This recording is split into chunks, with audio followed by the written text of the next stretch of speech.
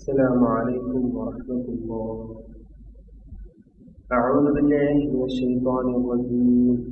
بسم الله الرحمن الرحيم. الحمد لله رب العالمين. الصلاة والسلام على رسوله الأمين وعلى آله وصحبه أجمعين. أما بعد. رب اشرح لي صدري ويسر لي أمري واحلل عقدة من لساني يفقهوا قولي. أعوذ بالله من الشيطان الرجيم.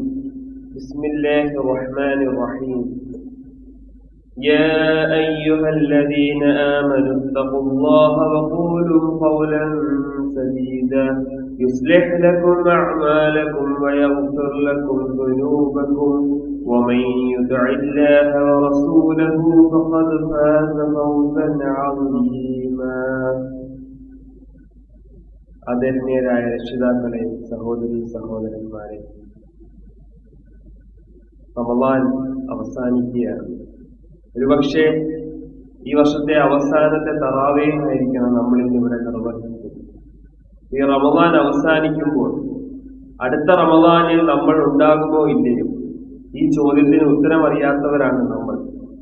ഈ പറഞ്ഞ സ്റ്റേറ്റ്മെന്റ് ഇതേ രൂപത്തിൽ കഴിഞ്ഞ റമളാനിലെ അവസാനത്തെ ക്ലാസ്സിൽ അധ്യക്ഷ ഇവിടെ നിന്ന് പറയുകയുണ്ടായിരുന്നു. ഈ ഒരു സന്ദർഭത്തിൽ വെച്ച് നമ്മളെ വിട്ട് പിരിഞ്ഞു പോയിരിക്കുകയാണ്. അല്ലാഹു സുബ്ഹാനഹു വ തആല നമ്മളെ വിട്ട് പിരിഞ്ഞു പോയ നമ്മുടെ ബന്ധുമിത്രാദികൾ, ആദർശ ബന്ധുക്കൾ, അവർക്ക് എല്ലാവർക്കും മഗ്ഫിറത്തും മർഹമത്തും നൽകി അനുഗ്രഹിക്കുമാറാണ്.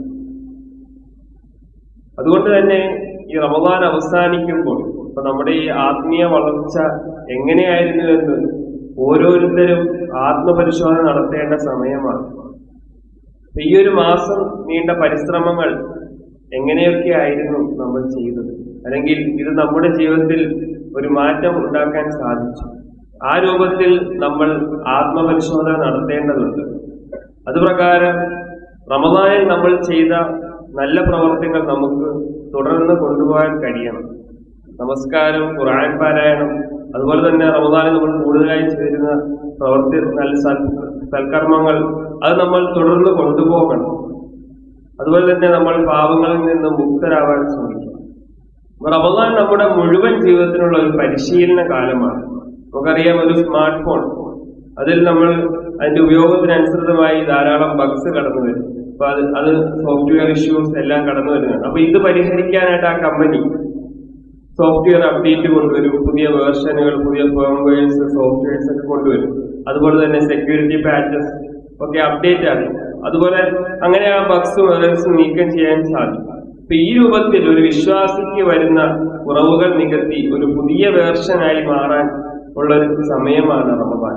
അപ്പൊ നിലനിന്നിരുന്ന കുറവുകളെല്ലാം തന്നെ റെക്ടിഫൈ ചെയ്യാൻ ഉള്ള ഒരു ഓപ്പർച്യൂണിറ്റി കൂടെയാണ് റമളാൻ. വിശുദ്ധ ഖുർആനിന്റെ സൂറത്തുൽ അഹ്സാബിലെ 70-71 വചനത്തിലുള്ള അല്ലാഹു സുബ്ഹാനഹു വ തആല പറയുകയാണ്, യാ അയ്യുഹല്ലദീന ആമനു തഖുല്ലാഹ വഖൂലു ഖൗലൻ സദീദ. ഹേ വിശ്വാസികളെ, അല്ലാഹുവിനെ ഭയപ്പെടുക, നേരായ വാക്കുകൾ പറയുക. യുസ്ലിഹ് ലക്കും അഅമാലക്കും വയഗ്ഫിർ ലക്കും ദുനൂബക്കും വമൻ യുതിഇല്ലാഹ വറസൂലഹു ഫഖദ് ഫാസ ഫൗസൻ അദീമ. അവൻ നിങ്ങൾക്ക് നിങ്ങളുടെ കർമ്മങ്ങളെ നന്നാക്കി തരികയും നിങ്ങളുടെ പാപങ്ങൾ നിങ്ങൾക്ക് പുറത്തു തരികയും ചെയ്യും. അള്ളാഹുവിനെയും അവന്റെ റസൂലിനെയും ആര് അനുസരിക്കുന്നുവോ തീർച്ചയായും അവൻ വമ്പിച്ച ഭാഗ്യം പ്രാപിച്ചു. റമളാനിന്റെ പ്രതിഫലം തുടർച്ചയായി കിട്ടാൻ നാം ആഗ്രഹിക്കുന്നു. അതായത് റമളാനിൽ ഉപവാസം, അതുപോലെ തന്നെ നമസ്കാരം, ഖുർആൻ പാരായണം, സദഖ എന്നിവ ചെയ്തവർക്ക് അള്ളാഹു വലിയ പ്രതിഫലങ്ങൾ വാഗ്ദാനം ചെയ്തിട്ടുണ്ട്. വിശുദ്ധ ഖുർആനിലെ സൂറത്തുൽ സുമറിലെ 10-ാമത്തെ വചനം അല്ലാഹു സുബ്ഹാനഹു വ തആല പറയുകയാണ്, ഇന്നമാ യുവഫസ്സാബിറൂന അജ്റഹും ബിഗൈരി ഹിസാബ്. ക്ഷമാശീലർക്ക് അള്ളാഹു അനന്തമായ പ്രതിഫലം നൽകും. അതുപോലെ തന്നെ റസൂൽ കരീം സല്ലല്ലാഹു അലൈഹി വസല്ലം പറയുകയാണ്, നോമ്പിനുള്ള പ്രതിഫലം അള്ളാഹു നേരിട്ടാണ് നൽകുന്നത്, അതിന്റെ പ്രതിഫലം അനന്തമായിരിക്കും. അതുപോലെ തന്നെ വിശുദ്ധ ഖുർആനിലെ സൂറത്തുൽ ആലി ഇംറാനിലെ 133-ാമത്തെ വചനം, വസാരിഉ ഇലാ മഗ്ഫിറത്തിൻ മിർ റബ്ബിക്കും വജന്നത അർദുഹാ അസ്സമാവാതു വൽ അർദ് ഉഇദ്ദത് ലിൽ മുത്തഖീൻ. നിങ്ങളുടെ റബ്ബിങ്കിൽ നിന്നുള്ള പാപമോചനത്തിലേക്ക് ധൃതി കൂട്ടി വരികയും ചെയ്യുവിൻ. ഒരു സ്വർഗത്തിലേക്കും അതിന്റെ വിസ്താരം ആകാശങ്ങളും ഭൂമിയും ആകുന്നു. അത് സൂക്ഷ്മത പാലിക്കുന്നവർക്ക് വേണ്ടി ഒരുക്കി വെക്കപ്പെട്ടിരിക്കുന്നു. അതുപോലെ തന്നെ റമളാനിന് ശേഷം നല്ല പ്രവർത്തികൾ തുടരുക. റമദാനിൽ നല്ല പ്രവൃത്തികൾ കഴിച്ചു നീങ്ങാനല്ല, പകരം അത് തുടരാനാണ്. നല്ല പ്രവൃത്തികൾ തുടരുന്നവർക്ക് അള്ളാഹു കൂടുതൽ അനുഗ്രഹം നൽകും. ശുദ്ധ ഖുർആനിൽ അല്ലാഹു സുബ്ഹാനഹു വ തആല പറയുകയാണ്, വഅബ്ദു റബ്ബക ഹത്താ യഅതിയകൽ യഖീൻ. നിന്റെ രക്ഷിതാവിനെ ആരാധിച്ചുകൊണ്ടിരിക്കുക മരണസമയം എത്തുന്നത് വരെ. അതുപോലെ തന്നെ റസൂൽ കരീം സ്വല്ലല്ലാഹു അലൈഹി വസല്ലം ഇതുമായിട്ട് ബന്ധപ്പെട്ട് പറയുകയാണ്, അള്ളാഹുവിന് ഏറ്റവും പ്രിയപ്പെട്ട അമൽ, നല്ല പ്രവൃത്തി ചെറുതാണെങ്കിലും തുടർച്ചയായി ചെയ്യുന്നതാണ്. ഇപ്പൊ റമദാനിന് ശേഷം ശൈത്താന്റെ ഗൂഢാലോചന നമ്മൾ തിരിച്ചറിയണം. കാരണം റമദാനിൽ പിശാചുകൾ ബന്ധിക്കപ്പെട്ടിരിക്കുന്നതിനാൽ നമുക്ക് പാപങ്ങളിൽ നിന്ന് മാറി നിൽക്കാൻ എളുപ്പമായിരുന്നു. റമദാൻ കഴിഞ്ഞാൽ ശൈത്താൻ വീണ്ടും സ്വതന്ത്രനാണ്. അതിനാൽ നമ്മൾ ജാഗ്രതയോടെ തുടരണം. വിശുദ്ധ ഖുർആനിൽ അല്ലാഹു സുബ്ഹാനഹു വ തആല പറയുകയാണ്, ഇന്ന ശൈത്താന ലക്കും അദുവ്വൻ ഫത്തഖിദൂഹു അദുവ്വ. നിങ്ങളുടെ ശത്രുവായ ശൈത്താനെ ശത്രുവായി തന്നെ കാണുക. ഇപ്പൊ റമദാന് ശേഷം തുടരേണ്ട നല്ല പ്രവൃത്തികൾ, ഒന്നാമതായിട്ട് ശവ്വാൽ മാസത്തിൽ 6 നോമ്പ് നോൽക്കുക. റസൂൽ കരീം സ്വല്ലല്ലാഹു അലൈഹി വസല്ലം പറയുകയാണ്, ആരെങ്കിലും റമദാനിൽ ഉപവാസം പാലിച്ച ശേഷം ശവ്വാൽ മാസത്തിൽ 6 നോമ്പുകൾ നോറ്റാൽ അവൻ മുഴുവൻ വർഷം നോമ്പ് നോക്കുന്നത് പോലെയായി. അതുപോലെ തന്നെ പ്രാധാന്യം അർഹിക്കുന്ന ഒരു വിഷയമാണ് ഖുർആൻ പഠനം തുടരണം. റമദാനിൽ നമ്മൾ ധാരാളമായി ഖുർആൻ പാരായണം ചെയ്തു. അപ്പൊ അതിനെ നമ്മൾ ഉപേക്ഷിക്കാതെ തുടരണം.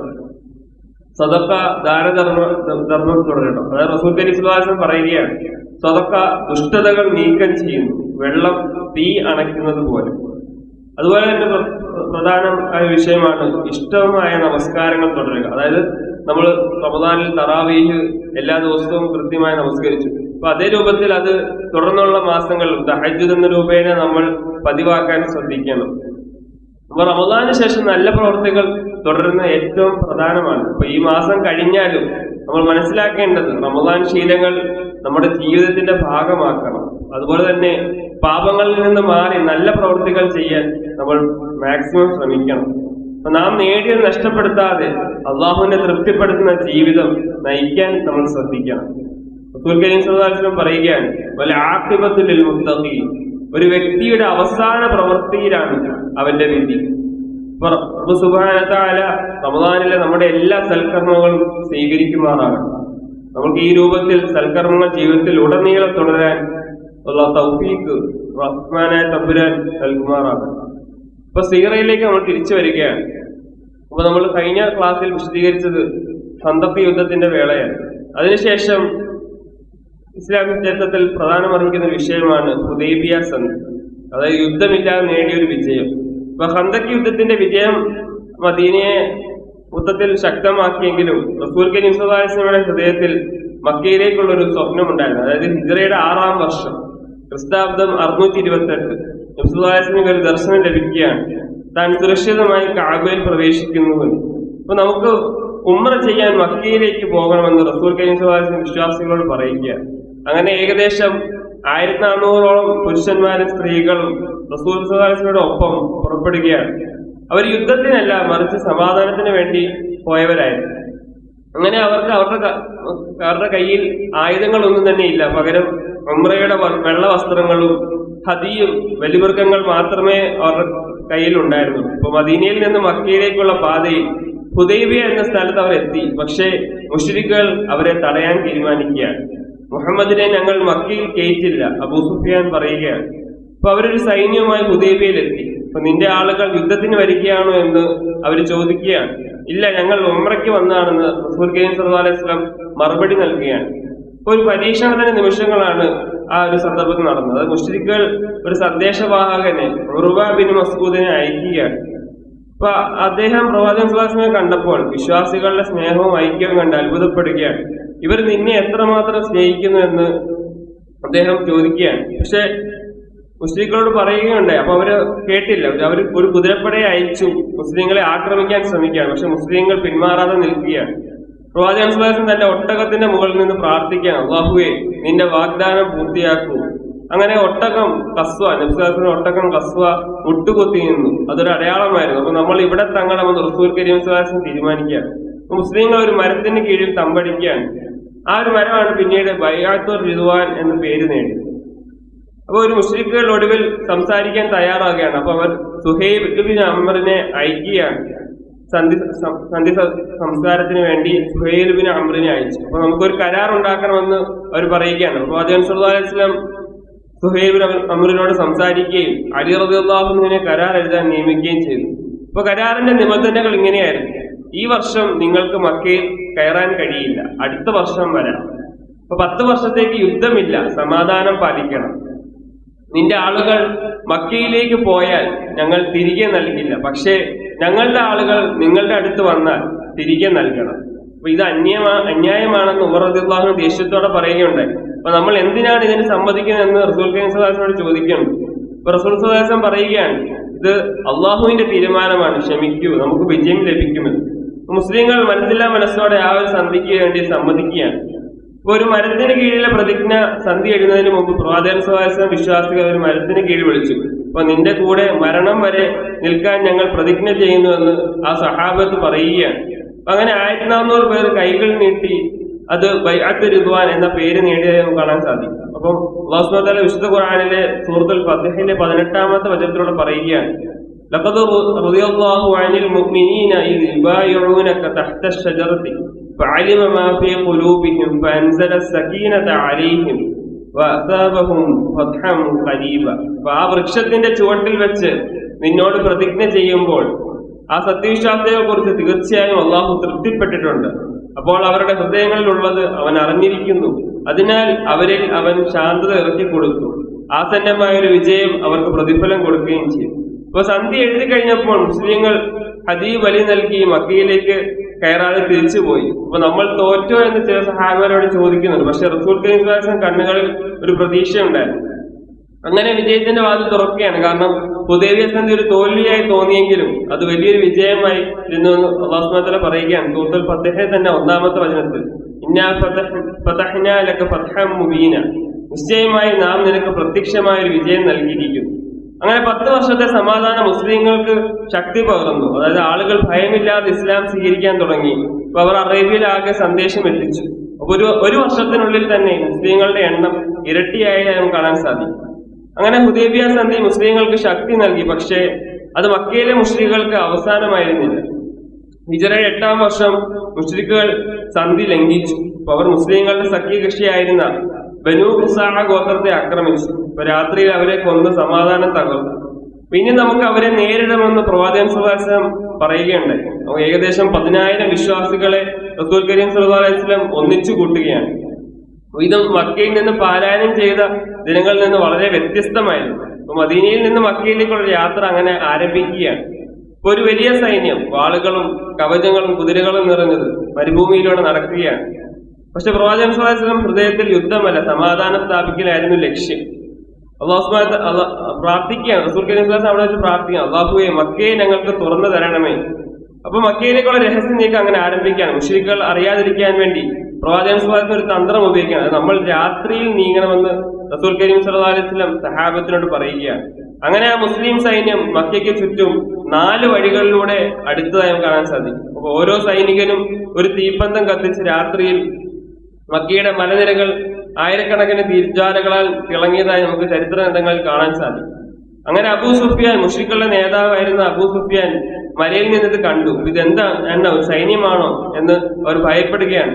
പ്രവാചകൻ സല്ലല്ലാഹു അലൈഹി വസല്ലം അമ്മാവനായ അബ്ബാസ് റളിയല്ലാഹു അൻഹു അബൂ സുഫിയാനെ കണ്ടു. അപ്പൊ നിന്റെ ജനത്തെ രക്ഷിക്കണമെങ്കിൽ മുഹമ്മദ് നബി സല്ലല്ലാഹു അലൈഹി വസല്ലമയുടെ അടുത്ത് വരൂ എന്ന് അബ്ബാസ് റളിയല്ലാഹു അൻഹു പറയുകയാണ്. അങ്ങനെ അബൂ സുഫിയാൻ പ്രവാചകൻ സല്ലല്ലാഹു അലൈഹി വസല്ലം മുന്നിൽ എത്തുകയാണ്. നിന്റെ ദൈവം ഏകനാണെന്ന് ഞാൻ സമ്മതിക്കുന്നു. അവൻ പറഞ്ഞു, അവൻ ഇസ്ലാം അങ്ങനെയാണ് അബൂ സുഫിയാൻ ആ ഒരു വേളയിൽ വെച്ചാണ് ഇസ്ലാം സ്വീകരിക്കുന്നത്. മക്കയിലേക്ക് പോയി ജനങ്ങളോട് പറയൂ, ആരെന്റെ വീട്ടിൽ പ്രവേശിച്ചാലും കഅബയിൽ പിടിച്ചാലും വാതിലടച്ച് നിന്നാലും സുരക്ഷിതനാണെന്ന് പ്രവാചകൻ സല്ലല്ലാഹു അലൈഹി വസല്ലം പ്രഖ്യാപിക്കുകയാണ് ആ സന്ദർഭത്തിൽ. അങ്ങനെ റമദാൻ മാസത്തിലെ ഒരു പ്രഭാതത്തിൽ മുസ്ലിം സൈന്യം മക്കയിൽ കയറുകയാണ്. 10,000-ഓളം പേര് 4 സംഘങ്ങളായി ശാന്തമായി നടന്ന് പ്രവാചകൻ സല്ലല്ലാഹു അലൈഹി വസല്ലം തന്റെ ഒട്ടകത്തിന്റെ മുകളിൽ തലകുനിച്ച് അല്ലാഹു അക്ബർ എന്ന് ആവർത്തിച്ച് പറയുകയാണ്. അങ്ങനെ ഒരു വലിയ യുദ്ധം ഉണ്ടായില്ല. മുസ്ലിങ്ങളിൽ കുറച്ചുപേർ മാത്രം എതിർത്തു. പക്ഷെ അവർ പെട്ടെന്ന് തന്നെ പിന്മാറിയത് നമുക്ക് കാണാൻ സാധിക്കും. അങ്ങനെ പ്രവാചകൻ സല്ലല്ലാഹു അലൈഹി വസല്ലം കഅബയിലേക്ക് നടക്കുകയാണ്. ഏകദേശം 360ഓളം വിഗ്രഹങ്ങൾ അവിടെ ഉണ്ടായിരുന്നു. നബി സല്ലല്ലാഹു അലൈഹി വസല്ലം ഒരു വടി കൊണ്ട് അവയെ തകർത്തു. എന്നിട്ട് പറയുകയാണ്, സത്യം വന്നു, അസത്യം നശിച്ചു. വിശുദ്ധ ഖുർആനിലെ സൂറത്തുൽ ഇസ്രായിലെ 81-ാമത്തെ വചനമാണ്. അപ്പൊ കഅബയെ അങ്ങനെ നബി സല്ലല്ലാഹു അലൈഹി വസല്ലം ശുദ്ധീകരിച്ചു. ബിലാൽ റളിയല്ലാഹു അൻഹുവിനെ മുകളിൽ കയറ്റി ആദ്യമായി ബാങ്ക് വിളിപ്പിച്ചു. അപ്പൊ ആ ശബ്ദം മക്കയിൽ എങ്ങും മുഴങ്ങിയതായി നമുക്ക് കാണാൻ സാധിക്കും. അപ്പൊ മക്കയിലെ ജനങ്ങൾ ഭയന്ന് വീടുകളിൽ ഒളിച്ചു. ഇനി റസൂൽ സ്വല്ലല്ലാഹു അലൈഹി വസല്ലം നമ്മളെ കൊല്ലുമോ എന്ന് അവർ ചിന്തിക്കുകയാണ്. പക്ഷെ പ്രവാചകൻ സ്വല്ലല്ലാഹു അലൈഹി വസല്ലം കഅബയ്ക്ക് മുന്നിൽ നിന്ന് പറഞ്ഞു, നിന്റെ മുമ്പ് യൂസുഫ് തന്റെ സഹോദരന്മാരോട് എന്തു പറഞ്ഞു അത് ഞാനും പറയുന്നു, നിന്നോട് ഇന്ന് കുറ്റം പറയില്ല, പോകൂ, നിനക്ക് സ്വാതന്ത്ര്യമുണ്ട്. സഹീഹ് ബുഖാരി റിപ്പോർട്ട് ചെയ്ത ഹദീസാണ്. അപ്പൊ ആൾക്കൂട്ടമെല്ലാം ഞെട്ടി, അവർക്ക് കരുണ മാത്രമാണ് ലഭിച്ചത്. അപ്പൊ അബൂ സുഫിയാന്റെ ഭാര്യയായിരുന്ന ഹിന്ദ് ഉഹദ് യുദ്ധത്തിൽ വെച്ച് ഹംസ റളിയല്ലാഹു അൻഹുവിനെ കൊല്ലാൻ ഉത്തരവിട്ടവളാണ് ഈ അബൂ സുഫിയാന്റെ ഭാര്യയായ ഹിന്ദ്. അപ്പൊ പ്രവാചകൻ സ്വല്ലല്ലാഹു അലൈഹി വസല്ലം മുന്നിൽ വന്നു. അപ്പൊ നിന്നോട് ഞാൻ ഇന്ന് ക്ഷമിക്കുന്നു എന്ന് റസൂൽ സ്വല്ലല്ലാഹു അലൈഹി വസല്ലം പറയുകയാണ്. അങ്ങനെ ആ ദിനം ആയിരക്കണക്കിന് മക്കക്കാർ ഇസ്ലാം സ്വീകരിച്ച് നമുക്ക് കാണാൻ സാധിക്കും. അപ്പൊ മക്ക വിജയം ഒരു യുദ്ധമായിരുന്നില്ല, അതൊരു സമാധാനപരമായ ഒരു തിരിച്ചുവരവായിരുന്നു. അപ്പൊ ഇത് അള്ളാഹുവിന്റെ വിജയമാണെന്ന് പ്രവാചകൻ സ്വല്ലല്ലാഹു അലൈഹി വസല്ലം പറഞ്ഞാൽ നമുക്ക് കാണാൻ സാധിക്കും. മക്ക ഇസ്ലാമിന്റെ കേന്ദ്രമായി അങ്ങനെ മാറുകയാണ്. ഇപ്പൊ അറബിയിലെ മറ്റു ഗോത്രങ്ങൾ ഇത് കണ്ട് പ്രവാചകൻ സ്വല്ലല്ലാഹു അലൈഹി വസല്ലം സഖ്യം ചേർന്നതായി കാണാൻ സാധിക്കും. ഒരു വലിയ യുദ്ധമോ പോരോ ഒന്നും നടന്നില്ല, ഇസ്ലാം ശക്തമായി വളരുകയാണ്. ഏതാണ്ട് 2 ഗോത്രങ്ങൾ മാത്രം, ഹവാസിൻ, സഖീഫ് എന്നീ ചില ഗോത്രങ്ങൾ മാത്രമാണ് പ്രതിരോധിച്ചിരുന്നത്. അവരുമായി നടന്ന യുദ്ധമാണ് ഹുനൈൻ യുദ്ധം. എന്നാൽ പിന്നീട് അവരത് സന്നദ്ധമായി ഇസ്ലാം സ്വീകരിച്ചത് കാണാൻ സാധിക്കും. അങ്ങനെ ഏകദേശം ഹിജ്റ 10 മദീനയിൽ എല്ലാവരും ഒരു ഉത്സാഹത്തിലാണ്. നബി സ്വല്ലല്ലാഹു അലൈഹി വസല്ലം തന്റെ സഹചാരികളോട് പറയുകയാണ്, ഞാൻ ഹജ്ജ് നിർവഹിക്കാൻ പോകുന്നു, നിങ്ങളും എന്നോട് കൂടെ വരിക എന്ന്. അപ്പൊ ഇതൊരു വലിയ സുവർണ അവസരമായിരുന്നു. ഹജ്ജ് കർമ്മങ്ങൾ തന്നെ കാണിച്ചു പഠിപ്പിക്കുമെന്ന് എല്ലാവർക്കും മനസ്സിലായിരുന്നു. ഇപ്പൊ Medina, Mecca, Taif, Yemen, Iraq, Khaybar തുടങ്ങിയ പല ഭാഗങ്ങളിലായി ഏകദേശം 1,00,000-ൽ പരം സഹാബിമാർ ഈ ഹജ്ജിൽ പങ്കെടുത്താൻ കാണാൻ സാധിക്കും. അങ്ങനെ നബി സല്ലല്ലാഹു അലൈഹി വസല്ലം ഹജ്ജിന്റെ നിർബന്ധിത കർമ്മങ്ങൾ നിർവഹിച്ചു. ദുൽഹജ്ജ് 9 വെള്ളിയാഴ്ച അറഫ പ്രദേശം മുഴുവൻ ലക്ഷക്കണക്കിന് വിശ്വാസികളാൽ നിറയുകയാണ്. അപ്പൊ ഈ ഒരു ദിവസം റസൂൽ കരീം സ്വല്ലല്ലാഹു അലൈഹി വസല്ലം ജബലുർ റഹ്മയിൽ നിന്ന് തന്റെ വിടപറയൽ പ്രസംഗം നടത്തുകയാണ്. പ്രസംഗത്തിന്റെ പ്രധാന സന്ദേശങ്ങൾ ഒന്ന് വിവരിക്കുകയാണ്. എല്ലാ മനുഷ്യരും ഒരു പിതാവിന്റെ മക്കളാണ്. ഒരു അറബിയും ഒരു അനർബിയും മേലധികാരമില്ല, ഒരു വെളുപ്പിനും ഒരു കറുപ്പിനുമില്ല, അള്ളാഹുവിനെ ഭയക്കുന്നവനല്ലാതെ. അതുപോലെ തന്നെ സ്ത്രീകളുടെ അവകാശങ്ങൾ സംരക്ഷിക്കേണ്ടതുണ്ടെന്ന് റസൂൽ കരീം സ്വല്ലല്ലാഹു അലൈഹി വസല്ലം പറയുകയാണ്. സ്ത്രീകളെ നല്ല രീതിയിൽ പെരുമാറുക, അവരോട് മാന്യമായി പെരുമാറുക, അവർ അള്ളാഹുവിന്റെ അമാനത്താണ്. അതുപോലെ തന്നെ റസൂൽ കരീം സ്വല്ലല്ലാഹു അലൈഹി വസല്ലം പറയുകയാണ്, ഞാൻ നിങ്ങൾക്കിടയിൽ 2 കാര്യങ്ങൾ ഉപേക്ഷിച്ചിട്ട് പോകുന്നു, അള്ളാഹുവിന്റെ കിതാബും എന്റെ സുന്നത്തും. അവസാനം നബി സ്വല്ലല്ലാഹു അലൈഹി വസല്ലം കൈ ഉയർത്തി പ്രാർത്ഥിക്കുകയാണ്, അള്ളാഹുവേ, ഞാൻ സന്ദേശം എത്തിച്ചു, ഈ ഉമ്മയ്ക്ക് സാക്ഷിയായിക്കൊള്ളും. അങ്ങനെ അല്ലാഹു സുബ്ഹാനഹു വ തആല ഈ സമയം ഖുർആനിലെ അവസാന ആയത്ത് അവതരിക്കുകയാണ്, അൽയൗമ അക്മൽതു ലക്കും ദീനക്കും വഅത്മംതു അലൈക്കും നിഅമതി വറദീതു ലക്കുമുൽ ഇസ്ലാമ ദീന. അപ്പൊ ഇന്നു മുതൽ ഞാൻ നിങ്ങളുടെ മതം പൂർണ്ണമാക്കിയിരിക്കുന്നു, എന്റെ അനുഗ്രഹം നിങ്ങൾക്ക് പൂർത്തിയാക്കിയിരിക്കുന്നു, നിങ്ങൾക്കായി ഇസ്ലാമിനെ മതമായി തിരഞ്ഞെടുക്കുന്നു. സൂറത്തുൽ മാഇദയിലെ 3-ാമത്തെ വചനം. അങ്ങനെ ഹിജ്റ 11 റബീഉൽ അവ്വൽ 1 നബി സ്വല്ലല്ലാഹു അലൈഹി വസല്ലം കുറച്ച് ദിവസം തുടർച്ചയായി ജന്നത്തുൽ ബഖീഅ സന്ദർശിക്കുകയാണ്. അപ്പൊ രാത്രി നബി സ്വല്ലല്ലാഹു അലൈഹി വസല്ലം അല്പം അലസത അനുഭവപ്പെട്ടു തുടങ്ങി. അസുഖം കുറഞ്ഞു പോകുമെന്നായിരുന്നു ആദ്യത്തിൽ എല്ലാവർക്കും വിചാരം. പക്ഷെ എന്നാൽ നബി സ്വല്ലല്ലാഹു അലൈഹി വസല്ലം പതിയെ തളർന്നു തുടങ്ങി. നബി സ്വല്ലല്ലാഹു അലൈഹി വസല്ലം ബോധം തിരിച്ചു പിടിച്ചപ്പോൾ നബി സ്വല്ലല്ലാഹു അലൈഹി വസല്ലം അവസാന വാക്കുകൾ പറഞ്ഞത് അസ്സലാത്ത് അസ്സലാത്ത് വമാ മലക്കത്ത് ഐമാനുക്കും, അത് നമസ്കാരം, നിങ്ങൾക്ക് നിങ്ങൾ മാന്യമായി സംരക്ഷിക്കണം നമസ്കാരം.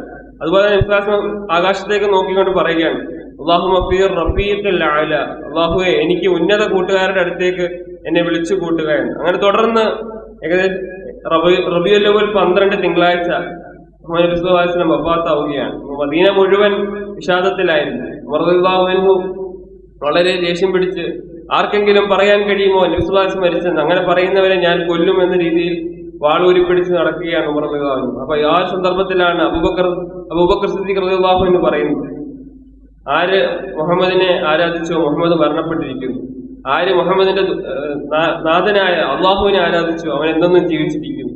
അതുപോലെ തന്നെ അബൂബക്കർ സിദ്ദീഖ് റളിയല്ലാഹു അൻഹു ഈ ഒരു സാഹചര്യത്തിൽ വിശുദ്ധ ഖുർആനിലെ സൂറത്ത് ആലി ഇംറാനിലെ 144-ാമത്തെ വചനം ഓതുകയാണ്, വമാ മുഹമ്മദിൻ ഇല്ലാ റസൂലൻ ഖദ് ഖലത് മിൻ ഖബ്ലിഹി റുസുൽ.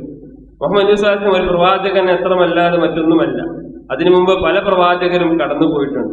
റസൂൽ സ്വല്ലല്ലാഹു അലൈഹി വസല്ലം വഫാത്തിന് ശേഷം ഉണ്ടായ ഖിലാഫത്തുകൾ വിവരിക്കുകയാണ്. അപ്പം റസൂൽ സ്വല്ലല്ലാഹു അലൈഹി വസല്ലം വഫാത്തിന് ശേഷം ഇസ്ലാമിക ഖിലാഫത്ത് വ്യത്യസ്ത ഘട്ടങ്ങളിലൂടെ കടന്നുപോയി നമുക്ക് കാണാൻ സാധിക്കും. ഒന്നാമതായി കടന്നു വന്നത് ഖുലഫാ റാഷിദീൻ, അബൂബക്കർ സിദ്ദീഖ് റളിയല്ലാഹു അൻഹു, അതുപോലെ തന്നെ ഉമർ ബിൻ ഖത്താബ് റളിയല്ലാഹു അൻഹു, ഉസ്മാൻ ബിൻ അഫ്ഫാൻ റളിയല്ലാഹു അൻഹു, അലി ബിൻ അബി ത്വാലിബ് റളിയല്ലാഹു അൻഹു. അതിനുശേഷം കടന്നു വന്നവരാണ് ഉമയ്യ ഖിലാഫത്ത്. മുആവിയ റളിയല്ലാഹു അൻഹുവിന്റെ നേതൃത്വത്തിൽ മുസ്ലിം ഭരണം ഒരു രാജവാഴ്ചയായി മാറുകയാണ്. അങ്ങനെ മുആവിയ ഇബ്നു അബൂ സുഫിയാൻ, പിന്നെ കടന്നു വന്നത് യസീദ്, മർവാൻ, അബ്ദുൽ മാലിക്, വലീദ്, അതിനുശേഷം കടന്നു വന്നതാണ് അബ്ബാസി ഖിലാഫത്ത്, അതിനുശേഷം കടന്നു വന്നതാണ് ഉസ്മാനിയ ഖിലാഫത്ത്, ഓട്ടോമൻ എംപയർ. അങ്ങനെയാണ് ഇസ്ലാമിക ചരിത്രം പിന്നീട് കടന്നുപോയാൽ കാണാൻ സാധിക്കും. അപ്പൊ ആ സീറ പഠനം ഇൻഷാ അല്ലാഹ് ഇന്നത്തോടെ നമ്മൾ കൺക്ലൂഡ് ചെയ്യുകയാണ്. അപ്പൊ ഏകദേശം വളരെ ലൈറ്റായിട്ട് മാത്രമേ നമ്മൾ ടച്ച് ചെയ്തിട്ട് പോയിട്ടുള്ളൂ. കാരണം 100 കൂടുതൽ മണിക്കൂർ ചർച്ച ചെയ്യാനുള്ള വിശദീകരണങ്ങൾ നമുക്ക് കാണാൻ സാധിക്കും. പക്ഷെ നമ്മൾ ഏകദേശം ഇത്രയും ചെറിയ സമയം കൊണ്ട് ഇത്രയും ചെറിയ പോർഷൻ മാത്രമേ നമുക്ക് കവർ ചെയ്യാൻ സാധിക്കത്തുള്ളൂ. അപ്പം ഈ ഒരു ക്ലാസ്സുകളുമായി ബന്ധപ്പെട്ട് റമദാൻ ക്വിസ് നമ്മൾ കണ്ടക്ട് ചെയ്യുന്നുണ്ട്. അപ്പം അതിന്റെ ചോദ്യപേപ്പറുകൾ എല്ലാവർക്കും തന്നെ ലഭിച്ചു എന്ന് വിശ്വസിക്കുന്നു. അപ്പം ഈ ഒരു ക്ലാസ്സുകളെ അനുസൃതമാക്കിയായിരിക്കും ആ ചോദ്യങ്ങൾ തയ്യാറാക്കിയിരിക്കുന്നത്. അതുകൊണ്ട് എല്ലാവരും അത് പഠിച്ച് ക്ലാസ്സുകൾ കേട്ട് അത് എഴുതാൻ ശ്രമിക്കണമെന്ന് ഓർമ്മപ്പെടുത്തുകയാണ്. അല്ലാഹു സുബ്ഹാനഹു വ തആല നമ്മുടെ ഒരുമിച്ച് കൂടൽ കബൂൽ ചെയ്യുമാറാകട്ടെ. ആയുസ്സും ആരോഗ്യം ആഫിയത്തും ദീർഘായുസ് നൽകി അള്ളാഹു അനുഗ്രഹിക്കുമാറാകട്ടെ. എല്ലാവിധ രോഗങ്ങളിൽ നിന്നും ബുദ്ധിമുട്ടുകളിൽ നിന്നും പ്രയാസങ്ങളിൽ നിന്നും അള്ളാഹു ശിഫ നൽകി അനുഗ്രഹിക്കുമാറാകട്ടെ. നമ്മുടെ കച്ചവടങ്ങളിൽ, തൊഴിലുകളിൽ, പഠനങ്ങളിൽ അള്ളാഹു ബർക്കത്ത് ചെയ്യുമാറാകട്ടെ. നമ്മളിൽ നിന്ന് മരണപ്പെട്ടു പോയ നമ്മുടെ മാതാപിതാക്കൾ, ബന്ധുമിത്രാദികൾ, ആദർശ ബന്ധുക്കൾ, അള്ളാഹു സുബ്ഹാനഹു വ തആല അവർക്ക് മഗ്ഫിറത്തും മർഹമത്തും നൽകി അനുഗ്രഹിക്കുമാറാകട്ടെ. അവരുടെ കബറിടങ്ങൾക്ക് അള്ളാഹു വെളിച്ചം കൊടുത്ത് വിശാലത കൊടുക്കുമാറാകട്ടെ. ലോക മുസ്ലിങ്ങൾക്ക് അള്ളാഹു സമാധാനവും ശാന്തിയും നൽകി അനുഗ്രഹിക്കുമാറാകട്ടെ. اللهم انصر اخواننا في فلسطين اللهم انصر اخواننا في فلسطين ربنا آتنا في الدنيا حسنة وفي الآخرة حسنة وقنا عذاب النار ربنا تقبل منا إنك أنت السميع العليم وتب علينا إنك أنت التواب الرحيم سبحانك اللهم وبحمدك أشهد أن لا إله إلا أنت أستغفرك وأتوب إليك.